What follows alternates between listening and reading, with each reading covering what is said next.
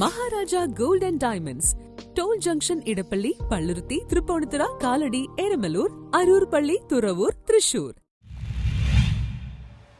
കൃഷിപ്പാടം നിർബന്ധമാക്കണം, മന്ത്രിക്ക് നിവേദനം നൽകി അധ്യാപകർ. കൃഷിപ്പാടവും കൃഷി പീരീഡും സ്കൂളിൽ നിർബന്ധമാക്കണമെന്നാവശ്യപ്പെട്ട് റിട്ടയർഡ് അധ്യാപകന്റെ നിവേദനം. മന്ത്രി പി രാജീവിനാണ് Fort Kochi Santa Cruz L P സ്കൂളിൽ നിന്ന് അറബി അധ്യാപകനായി വിരമിച്ച PM സുബൈർ നിവേദനം നൽകിയത്. 16 വർഷക്കാലമായി സർക്കാരിനോട് ആവശ്യപ്പെടുന്ന ഒരു കാര്യമാണ് ചെറിയ ക്ലാസ് മുതൽ വിദ്യാർത്ഥികളെ കൃഷിപ്പാടം പഠിപ്പിക്കുക എന്നത്.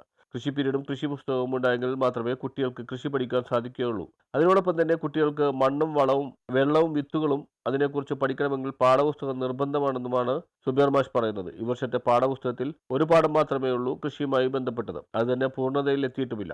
മറ്റു വിഷയങ്ങൾ പഠിക്കുന്നതോടൊപ്പം കൃഷിയും കുട്ടികൾ പഠിച്ചാൽ ഭാവിയിൽ ജോലിയോടൊപ്പം അവനൊരു കർഷകനും കൂടിയായിത്തീരും. പ്രകൃതിയെ സ്നേഹിക്കുവാനും സംരക്ഷിക്കുന്നതിനും ഭൂമി മലിനമാകാതെ നോക്കുന്നവനും തുടങ്ങി ഒട്ടനവധി കാര്യങ്ങൾ ഈ കൃഷിപ്പാടത്തിലൂടെ കുട്ടികൾക്ക് ചെയ്യാൻ കഴിയുമെന്നും അദ്ദേഹം പറഞ്ഞു.